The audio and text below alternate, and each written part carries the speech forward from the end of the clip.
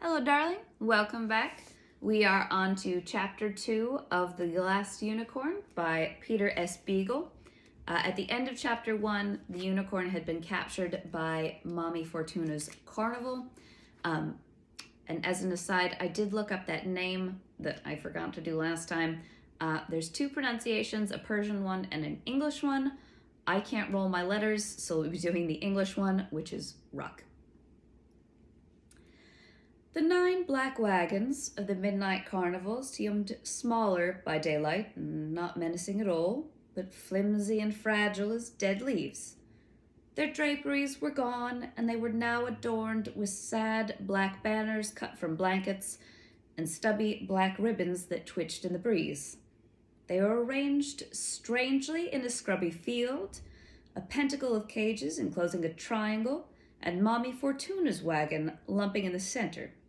This cage alone retained its black veil, concealing whatever it contained.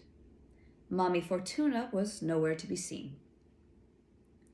The man named Ruck was leading a straggling crowd of country folk slowly from one cage to the next, commenting somberly on the beasts within. This here's the manticore. Man's head, lion's body, tail of a scorpion. Captured at midnight eating werewolves to sweeten its breath. Creatures of night brought to light. Here's a dragon. Breathes fire now and then, usually at people who poke at it, little boy. Its inside is an inferno, but its skin is so cold it burns. The dragon speaks 17 languages, badly, and is subject to gout. The satyr, ladies keep back, a real troublemaker, captured under curious circumstances, revealed to gentlemen only for a token fee after the show. Creatures of night, standing by the unicorn's cage, which was one of the inner 3, the tall magician watched the procession proceeding around the pentacle. I shouldn't be here, he said to the unicorn. The old woman warned me to stay away from you. He chuckled pleasantly.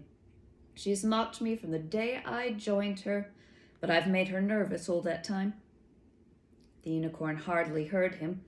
She turned and turned in her prison, her body shrinking from the touch of the iron bars all around her. No creature of man's night loves cold iron, and while the unicorn can endure its presence, the murderous smell of it seemed to turn her bones to sand and her blood to rain. The bars of her cage must have had some sort of spell on them, for they never stopped whispering evilly to one another in clawed, pattering voices. The heavy lock giggled and whined like a mad monkey. Tell me what you see, said the magician, as Mommy Fortuna had said it to him. Look at your fellow legends and tell me what you see. Ruck's iron voice came clanging through the wan afternoon. Gatekeeper of the underworld, 3 heads and a healthy coat of vipers, as you can see. Last seen above ground in the time of Hercules, who dragged him up under one arm. But we lured him to light again with promises of a better life. Cerberus! Look at those 6 cheated red eyes. He may look into them again one day. This way to the Midgard serpent, this way. The unicorn stared through the bars at the animal in the cage. Her eyes were wide with disbelief. It's only a dog, she whispered. It's a hungry, unhappy dog with only one head and hardly any coat at all, the poor thing. How could they ever take it for Cerberus? Are they blind? Look again, the magician said. And the satyr, the unicorn continued. The satyr is an ape, an old ape with a twisted foot. The dragon is a crocodile, much more likely to breathe fish than fire, and the great manticorn is a lion, a perfectly good lion, but no more monstrous than the others. I don't understand. It's got the whole world in its coils, Ruck was droning. And once more the magician said, Look again. Then, as though her eyes were getting used to darkness, the unicorn began to perceive a second figure in each cage. They loomed hugely over the captives of the midnight carnival, and yet they were joined to them stormy dreams sprung from a grain of truth. So there was a manticore, famine-eyed, slobber-mouthed, roaring, curving his deadly tail over his back until the poisoned spine lolled and nodded just above his ear. And there was a lion too, tiny and absurd by comparison, yet they were the same creature. The unicorn stamped in wonder. It was so in all the other cages. The shadow dragon opened his mouth and hissed harmless fire to make the gappers gasp and cringe, while hell's snake-furred watchdog held triple dooms and devastations down on his betrayers. And the satyr limped, leering to the bars, and beckoned young girls to impossible delights right there in public. As for the crocodile, the ape, and the sad dog, they faded steadily before the marvelous phantoms until they were only shadows themselves, even to the unicorn's undeceived eyes. This is a strange sorcery, she said softly. There's more meaning than magic to this. The unicorn laughed with pleasure and great relief. Well said indeed. I knew the old horror wouldn't dazzle you with her two-penny skills. His voice grew hard and secret. She's made her third mistake now, he said, and that's at least too many for a tired old trickster like herself. The time draws near. The time draws near, Ruck was telling the crowd, as though he'd overheard the magician. Ragnarok. On that day, when the gods fall, the serpent of the Midgard will spit a storm of venom at the great Thor himself, till he tumble over like a poison fly. And so he waits for Judgment Day, and dreams about the part he'll play. It may be so, I couldn't say. Creatures of night brought to light. The cage was filled with snake. There was no head to it, no tail.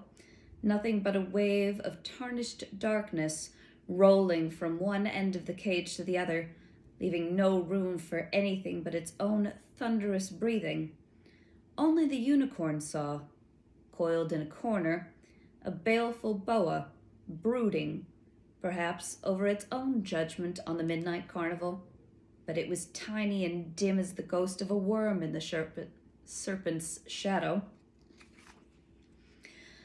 A wondering gawk struck up his hand and demanded of Ruck, if this big snake do be coiled around the world, as you say, how come you be having a piece of it in your wagon?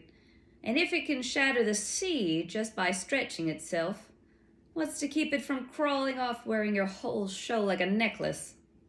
There were some murmurs of agreement. Yes, there were some murmurs of agreement, and some of the murmurers began to back warily away. I'm glad you asked me that, friend, Ruck said with a scowl. It just so happens that the midnight serpent exists in like another place from ours, another dimension. Normally, therefore, he's invisible.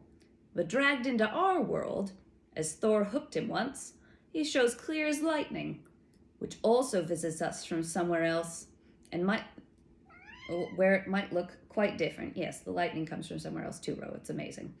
And naturally, he might turn nasty if he knew we had a bit of his tummy slack in view daily and Sundays for Mommy Fortuna's midnight carnival, but he doesn't know. He's got other things to think about than what becomes of his belly button, and we take our chances, as do you all, with his continued tranquility. He rolled and stretched the last word like dough, and his hearers laughed carefully. Spells of seeming, the unicorn said. She cannot make things, nor truly change them, added the magician. Her shabby skills lie in disguise, and even that knack would be beyond her, if it weren't for the eagerness of those gulls, those marks, to believe whatever comes easiest. She can't turn cream into butter, but she can give a lion the semblance of a manticore to eyes that would want to see a manticore there, eyes that would take a real manticore for a lion, a dragon for a lizard, and the Midgard serpent for an earthquake, and a unicorn for a white mare. The unicorn halted in her slow, desperate round of the cage, realizing for the first time that the magician understood her speech. He smiled, and she saw that his face was frighteningly young for a grown man, untraveled by time, unvisited by grief or wisdom. "I know you," he said. The bars whispered wickedly between them. Ruck was leading the crowd to the inner cages now. The unicorn asked the tall man, "Who are you?" "I'm called Smendrick the Magician," he answered. "You won't have heard of me." The unicorn came very near to explaining that it was hardly for her to have heard of one wizard or another, but something sad and valiant in his voice kept her from it. The magician said, "I entertain the sightseers as they gather for the show. Miniature magic, sleight of hand, flowers to flags and flags to fish, all accompanied by persuasive patter and a suggestion that I could work more ominous wonders if I chose. It's not much of a job, but I've had worse, and I'll have better one day. This is not the end." But the sound of his voice made the unicorn feel as though she were trapped forever, and once more she began pacing her cage, moving to keep her heart from bursting with the terror of being closed in. Ruck was standing before a cage that contained nothing but a small brown spider, weaving a modest web across the bars. "Arachne of Lydia," he told the crowd. "Guaranteed the greatest weaver in the world, her fate's the proof of it. She had had the bad luck to defeat the goddess Athena in a weaving contest. Athena's a sore loser, and Arachne is now a spider, creating only for Mommy Fortuna's midnight carnival by special arrangement. Warp of snow and wool of flame, and never any two the same. Arachne." Strung on the loom of iron bars, the web was very simple and almost colorless, except for when an occasional rainbow shivered when the spider scuttled out on to put a thread right. But it drew the onlookers' eyes, and the unicorns as well, back and forth and steadily deeper, until they seemed to be looking down into the great rifts in the world, black fissures that widened remorselessly and yet would not fall into place as long as Arachne's web held the world together. The unicorn shook herself free with a sigh and saw the real web again. It was very simple and almost colorless. "It isn't like the others," she said. "No," Smendrick agreed grudgingly. "But there's no credit due to Mommy Fortuna for that. You see, the spider believes. She sees those cat's cradles herself and thinks them her own work. Belief makes all the difference to magic like Mommy Fortuna's. Why, if that troop of witlings withdrew their wonder, there'd be nothing left of all her witchery but the sound of a spider weeping, and no one would hear it." The unicorn did not want to look into the web again. She glanced at the cage closest to hers, and suddenly felt the breath in her body turning to cold iron. There sat on an oaken perch a creature with the body of a great bronze bird and a hag's face, clenched and deadly as the talons in which she gripped the wood. She had the shaggy round ears of a bear, but down her scaly shoulders, mingled with the bright knives of her plumage, there fell hair the color of moonlight, thick and youthful round the hating human face. She glittered, but to look at her was to feel the light going out of the sky.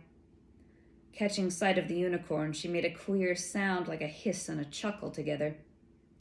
The unicorn said quietly, "This one is real.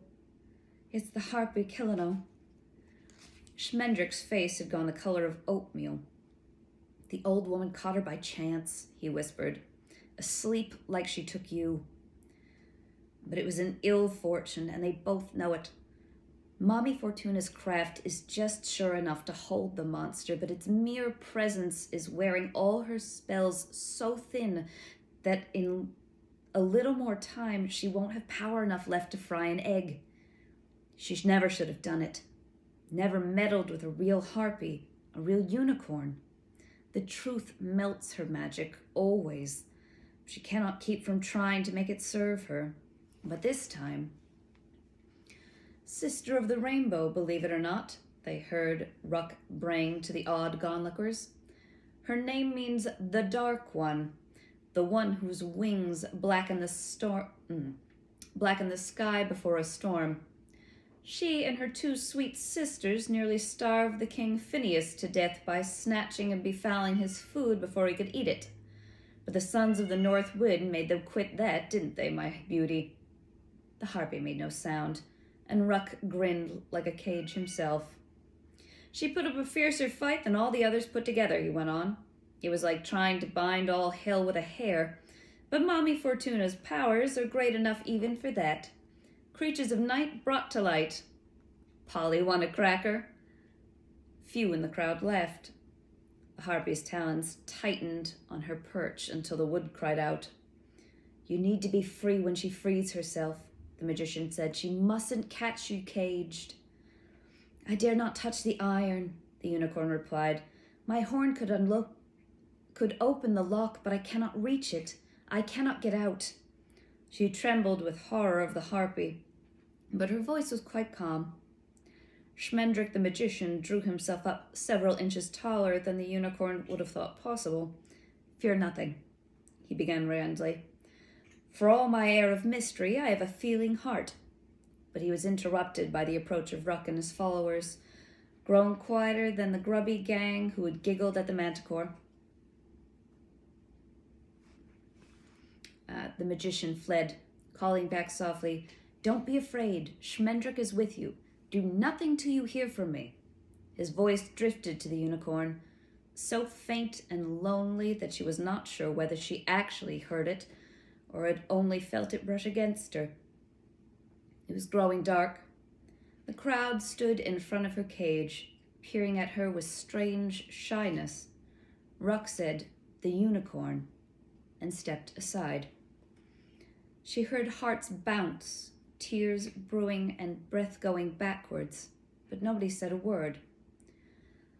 By the sorrow and loss and sweetness in their faces, she knew that they recognized her, and she accepted their hunger as her homage. She thought that the hunter's great-grandmother, she thought of the hunter's great-grandmother and wondered what it must be like to grow old and to cry.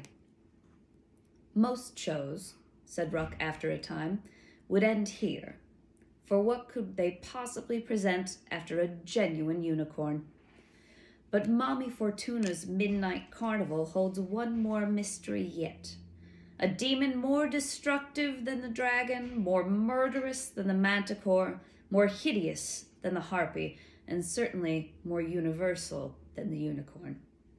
He waved his hand toward the last wagon, and the black hangings began to wriggle open, though there was no one pulling them. Behold her, Ruck cried. Behold the last, the very end. Behold Ellie. Inside the cage, it was darker than the evening, and the cold stirred behind the bars like a live thing. Something moved in the cold, and the unicorn saw Ellie, an old, bony, ragged woman who crouched in the cage, rocking and warming herself before a fire that was not there. She looked so frail that the weight of the darkness should have crushed her, and so helpless and alone that the watchers should have rushed forward in pity to free her. Instead, they began to back silently away, for all the world as though Ellie were stalking them. She was not even looking at them. She sat in the dark and creaked a song to herself in a voice that sounded like a saw going through a tree, and like a tree getting ready to fall. What is plucked will grow again, what is slain lives on, what is stolen will remain, what is gone is gone. She doesn't look like much, does she? Ruck asked. But no hero can stand before her, no god can wrestle her down, no magic can keep her out or in, for she's no prisoner of ours. Even while we exhibit her here, she is walking amongst you, touching and taking, for Ellie is old age. The cold of the cage reached out to the unicorn, and wherever it touched her, she grew lame and feeble. She felt herself withering, loosening, felt her beauty leaving her with each breath. Ugliness swung from her mane, dragged down her head, stripped her tail, gaunted her body, ate up her coat, and ravaged her mind with remembrance of what she had once been. Somewhere nearby, the harpy made her low, eager sound, but the unicorn would have gladly huddled in the shadow of her bronze wing to hide from this last demon. Ellie's song sawed away at her heart. What is sea-born dies on land, soft is trod upon. What is given burns the hand, what is gone is gone. The show was over. The crowd was stealing away. No one alone, but in couples and fews and severals, strangers holding strangers' hands and looking back often to see if Ellie were following. Ruck called plaintively, "Won't the gentleman wait to hear the story about the satyr?" and sent a sour yell of laughter, chasing their slow flight. Creatures of night brought to light. They struggled through the stiffening air, past the unicorn's cage and on away, with Ruck's laughter yapping them home and Ellie still singing. "This is an illusion," the unicorn told herself. "This is an illusion," and somehow raised a head heavy with death to stare deep into the dark of the last cage and see, not old age, but Mommy Fortuna herself, stretching and snickering and clambering to the ground with her old eerie ease. And the unicorn knew then that she had not become mortal and ugly at all, but she did not feel beautiful again. Perhaps that was an illusion too, she thought wearily. "I enjoyed that," Mommy Fortuna said to Ruck. "I always do. Guess I'm just stage-struck at heart." "You better check on that damn harpy," Ruck said. "I could feel her working loose this time. It was like I was the rope holding her and she was untying me." He shuddered and lowered his voice. "Get rid of her," he said hoarsely, "before she scattered us across the sky like bloody clouds. She thinks about it all the time. I can feel her thinking about it. Fool, be still." The witch's own voice was fierce with fear. "I can turn her into wind if she escapes, or into snow, or even 7 notes of music. But I choose to keep her. No other witch in the world holds a harpy captive, and none ever will. I would keep her if I could do it only by feeding her a piece of your liver each day." "Oh, that's nice," Ruck said. He sidled away from her. "What if she only wants your liver?" he demanded. "What would you do then?" "Feed her yours anyway," Mama Fortuna said. "She wouldn't know the difference. Harpies aren't bright." Alone in the moonlight, the old woman glided from cage to cage, rattling locks and prodding her enchantments as the housewife squeezes melons in the market. When she came to the harpy's cage, the monster made a sound as shrill as a spear and spread the horrid glory of its wings.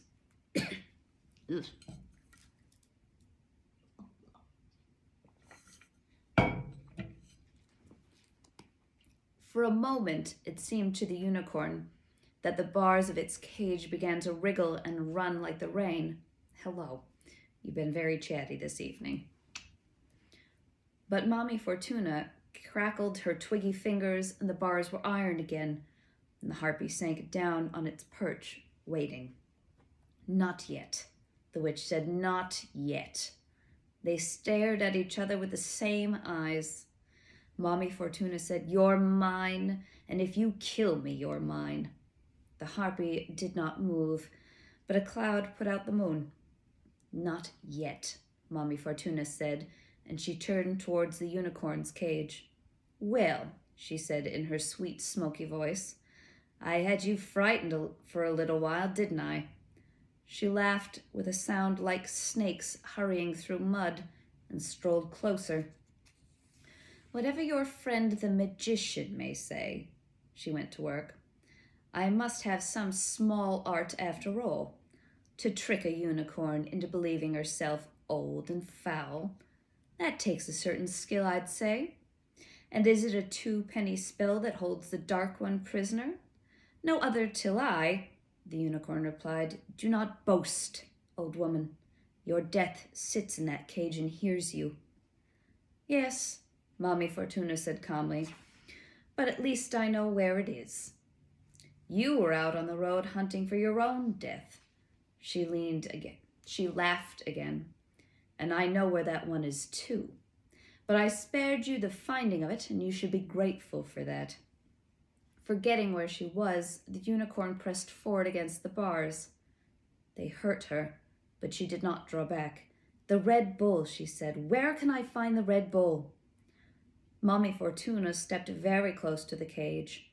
The Red Bull of King Haggard, she murmured. So you know of the bull. She showed 2 of her teeth. Well, he'll not have you, she said. You belong to me. The unicorn shook her head. You know better, she answered gently. Free the harpy while there's still time, and set me free as well. Keep your poor shadows if you will, but let us go. The witch's stagnant eyes blazed up so savagely bright that the ragged company of Luna moths, off to a night's revel, fluttered straight into them and sizzled into snowy ashes. I'd quit show business first, she snarled. Trudging through eternity, hauling my homemade horrors. Do you think that was my dream when I was young and evil? Do you think I chose this meager magic sprung of stupidity because I never knew the true witchery? I played tricks with dogs and monkeys because I cannot touch the grass, but I know the difference. And now you ask me to give up the sight of you, the presence of your power. I told Ruck I'd feed his liver to the harpy if I had to, and so I would. And to keep you, I'd take your friend Schmendrick, and I'd... She raged herself to gibberish and to silence at last. Speaking of livers, the unicorn said, real magic can never be made by offering up someone else's liver. You must tear out your own, and do not expect to get it back. A true witch knows that. A few grains of sand rustled down Mommy Fortuna's cheek as she stared at the unicorn. All witches weep like that. She turned and walked swiftly towards her wagon, but suddenly she turned again and grinned her rubbly grin. But I tricked you twice anyway, she said. Did you really think those gogglers knew you for yourself without any help from me? No. I had to give you an aspect they could understand and a horn they could see. These days, it takes a cheap carnival witch to make folk recognize a real unicorn. You'd do much better to stay with me and be false, for in this whole world only the Red Bull will know you when he sees you. She disappeared into her wagon, and the harpy let the moon come out again. And that is the end of chapter 2.